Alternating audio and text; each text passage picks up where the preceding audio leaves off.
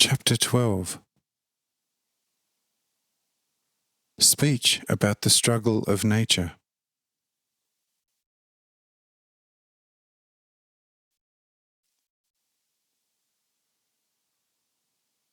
The speaker says, "Which of the many spectators surrounding us is it, then, to whom we should bring our thanks?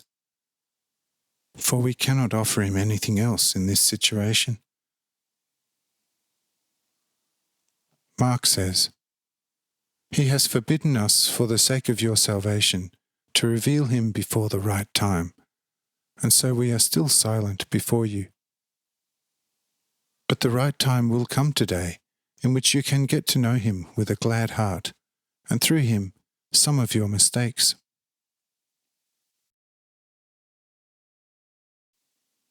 The speaker says, "Friend, the gladness of our hearts has had its eternal way on this earth. For souls like ours can never be glad because of the great suffering we have been through on this stupid world. Perhaps in another, more perfect state of life, but never in these small crumpled bodies."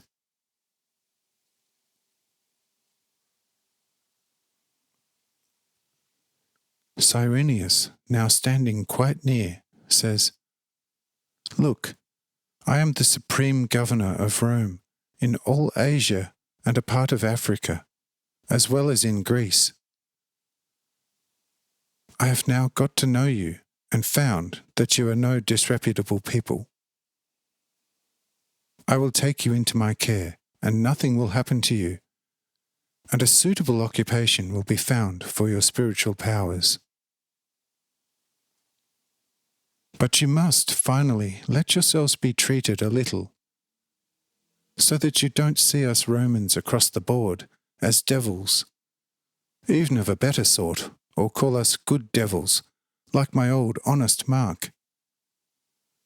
We are people just as much as you.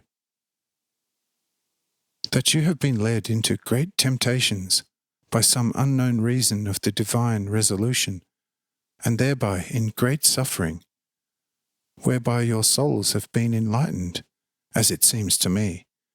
We, as for you supposed devils, have little or no responsibility at all.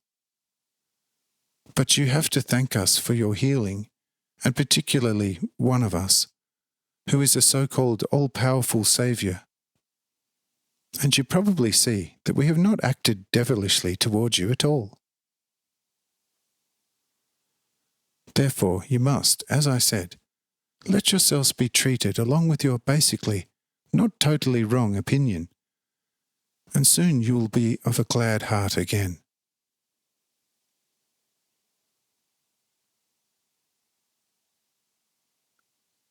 The speaker, rising with new forces, says, "Friend, look at the ground of this earth. You see nothing but good and uplifting things for your mind. The plants and the grass refresh your eyes, and the soft waves of the sea lighten your breast. For you don't see how under all these great things countless potential devils lift their death-bringing heads and push forward. You probably see the beautiful waves of the sea, but you don't see the death-bringing monsters under the playing waves. You see life on all sides, but we see nothing but death and an incessant persecution of all good and noble life. You see nothing but friendship, and against your few enemies that you see, you have enough power to keep them harmless. On the other hand, we see nothing but sheer, mostly unconquerable enemies.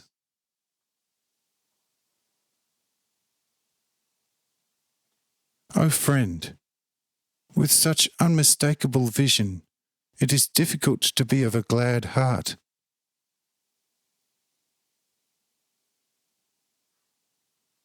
Take this sad ability, or give us a correct explanation of everything that we see, and we will be happy and glad for you.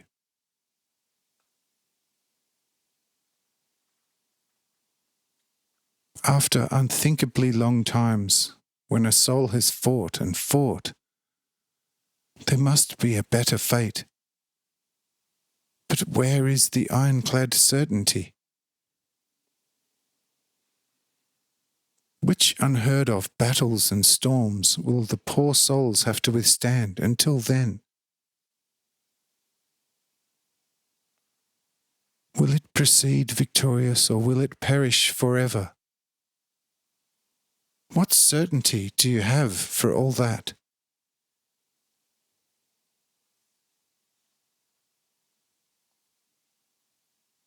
You see, we see things and relationships that you have no idea about.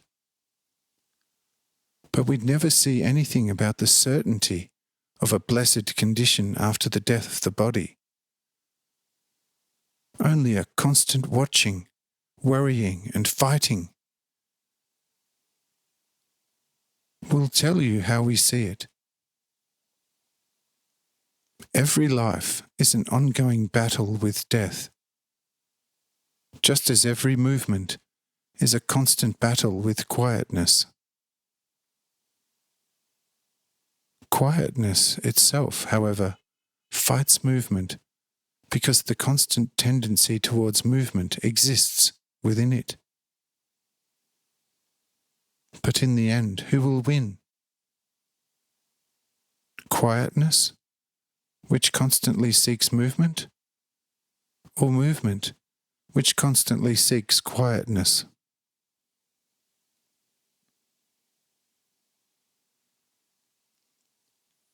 Since your original seed of life, you have done nothing but fight until this moment, and will, in future, constantly fight anew.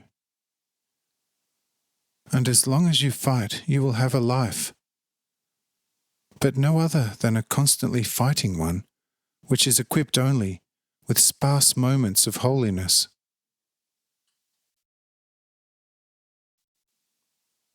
When, in this eternal fight, will a true battle-free and conquering holiness come into being? Thus it is easy to say, "Be of glad mind and cheerful heart." But the soul asks, like you Romans, "Que commodo quando e quibus auxiliis?" Why, how, when, and whereby will we be given help? Have you understood us even a little?